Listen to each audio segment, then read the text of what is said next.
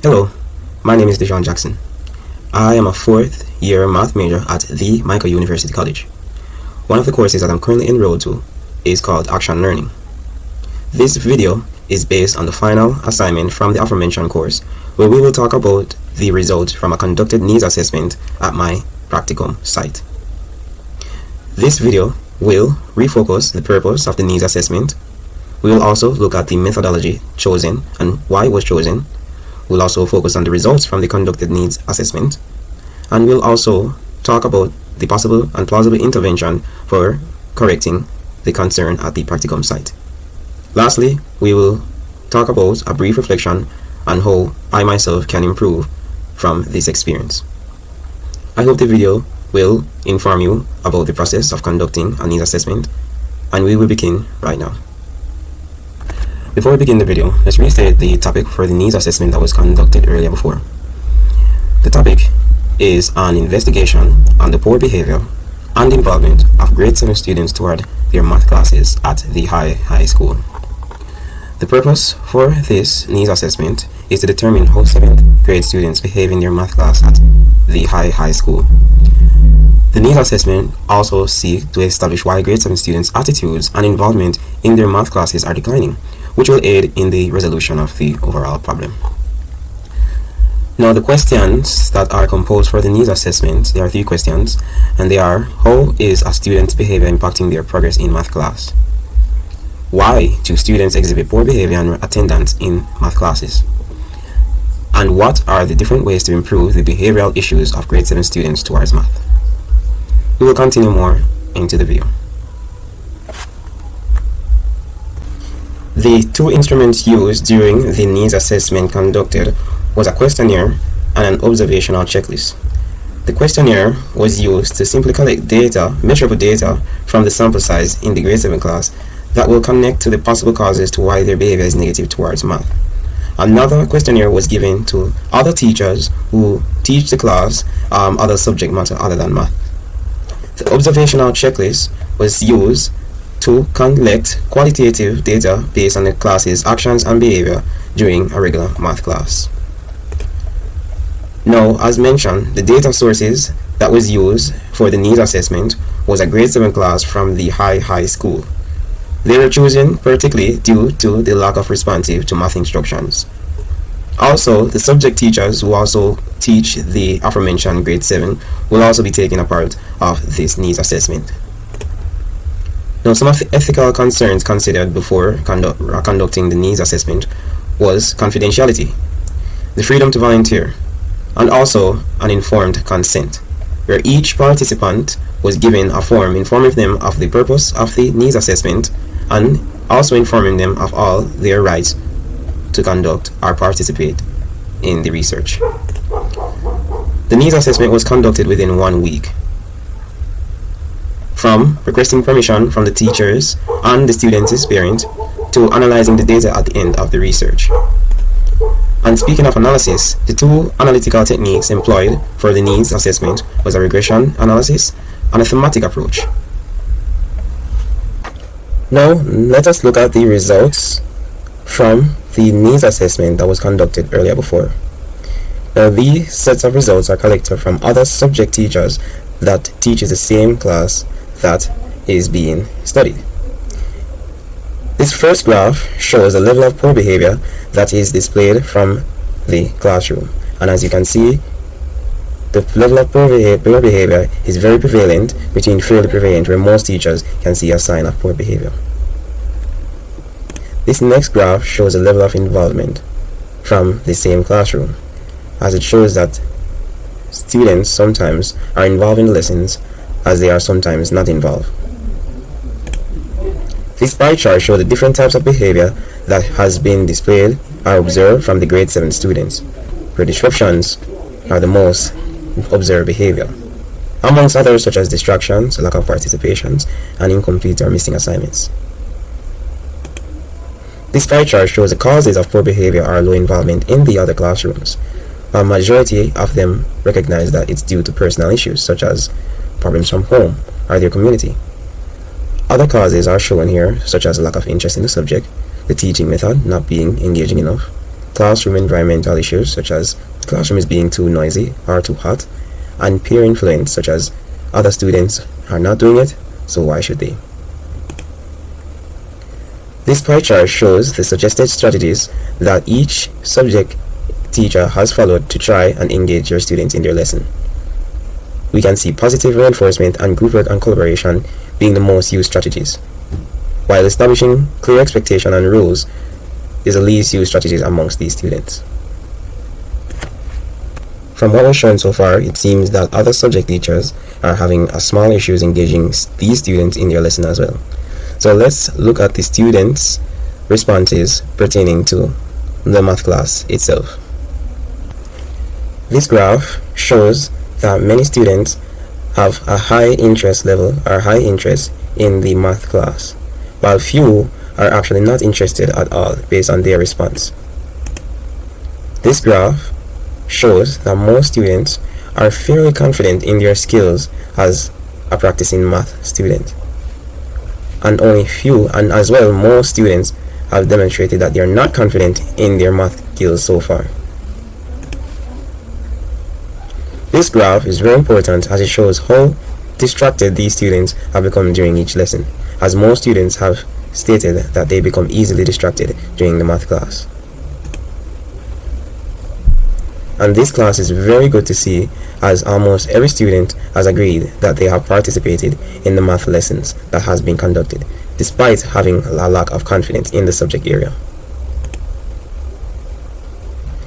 This pie chart shows the student responses in what they believe is the cause of their disinterest in math, where it shows that most students are blaming the environment itself for their disability or inability to participate in the class. The second most leading factor is simply due to the subject being difficult.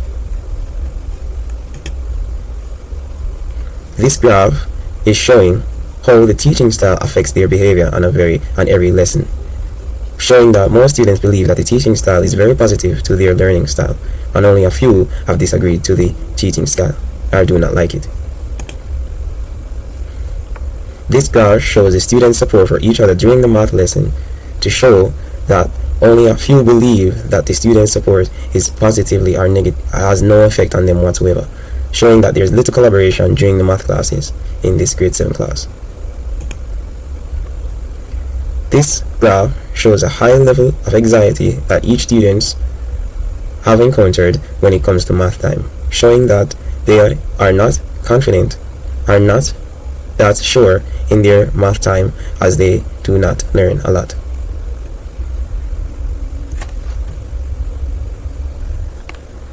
The last data collection instrument which was used is the observational checklist, and this was done to observe the students' average behavior for attending math class.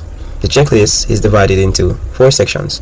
There is the general engagement, showing how the students participate and is attentive in each lesson. The individual work habits, which shows the level of output that they complete during each class and the quality of work. The collaboration and communication, which explains the working in groups section of every lesson, and their learning attitude towards the class. Now, this observational checklist will show you that most of the students really pay attention in the class. They do not actively. The next instrument used for data collection is observational checklist. This checklist is divided into 4 sections. The first one is the general engagement, which looks at the students' attention, participation, and behavior. Now, the students display a small amount of attention during each class, and their behavior for every or most math class is very poor. Their participation, though, is very commendable, as they sometimes tend to solve questions on the board and do little work in their own notebooks. The next section of the questionnaire checklist is the individual work habits, which looks at the focus, completion of tasks, and the quality of work. Now, students, once given work, do complete the work on time, and they also seek help when needed, which is very commendable as well. They also will make effort to show how they solve questions, and they always engage problem that is presented. They do, though, tend to be distracted very frequently through talking, mostly, and that is a big factor for this needs assessment. The next section of this observational checklist is a collaboration and communication, which looks on group work and peer interaction. This checklist shows that they are very poor in this area as they lack the respect for each other, engage in any constructive discussion, and rather have their own discussions mostly. The next section of this observational checklist is the learning attitude, which looks at the attitude in general towards math and their responsibility. They show rarely any enthusiasm when it comes to learning math, and they are usually ill-prepared in their lessons as well. The last section of the observational checklist look at the interaction with the teacher, which is very good, as they mostly do interact with their teacher rather than the actual class itself. Now that you have seen the results from the conducted needs assessment, an intervention has to be made. A successful intervention to improve behavior, participation, and engagement in 7th grade math class will develop a whole school effort for, engagement, collaboration, and accountability. The importance of intervention in the classroom for students who are performing below grade level cannot be overstated. The sooner interventions are put in place, the sooner students can perform at their grade level and collaborate among their peers. First, I want to create clear expectation for learning in the classroom by working together in a collaborative process. The student will be able to feel supported by understanding what they are doing and how to take responsibility for their behavior. Then I will want to develop lesson plans that include hands-on activity, digital technology, and real-life application of math. This will help students keep students engaged. It will also help make the subject matter more real for students, making it relevant. Finally, with the use of cooperative learning strategies like small group problem-solving tasks and class tutoring, this will allow students to work with one another and foster a sense of community.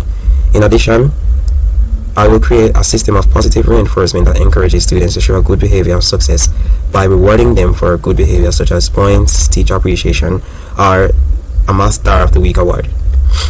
Now, in addition to these basic strategies, continuous assessment and feedback are necessary so that I can monitor student progress and make any adjustments needed.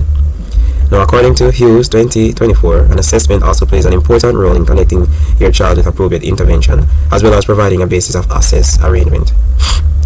Conducting regular surveys and reflection activities such as exits, tickets, and journals will allow me to listen closely to what students think about learning in the classroom and to plan and implement interventions such as this kit with students of various needs in mind. In addition, outreach activities to families will be also made to keep them informed about the classroom and program activities through materials such as communication with the family's activities or formal family math night, which will help reinforce the importance of school math events as well as encourage your families to act with support at home. The goal with this comprehensive yet flexible intervention kit is simply to have students feel valued in their learning of math and interested in what they are learning, which will lead them to learn math with a purpose and to be invested in their math journey and also their academic journey at home. This experience from the needs assessment was one that I will never forget. While it's not my first conducted investigation, it is my first where I have to do on my own, and it's also my first where I have to conduct in an actual real life school setting, which makes the stakes a bit more higher. Nevertheless, I've garnered a lot from this experience, and I've even overcame the challenge that was posed to me during conducting this needs assessment, which was to follow the timeline that I've established for myself. It was very hard to try and follow through with the time plan, as not everyone involved in the study or investigation could afford the time to participate in the needs assessment. What I did to overcome this is to steadily plan when all interested parties will be able to participate in the needs assessment, which was not simple, and try to make time by sparing my very own, which again was not easy. I have definitely taken a lot from this activity and assignment, as I've now seen the very importance of conducting researches such as this. It allows me to understand my classroom a bit more, to see what they like and how they struggle with any particular area such as math. It now allows me to plan my lessons around their misunderstandings, and hopefully we can make an improvement for the students. Thank you for staying tuned for this video. It's been a pleasure. Now we end by saying goodbye.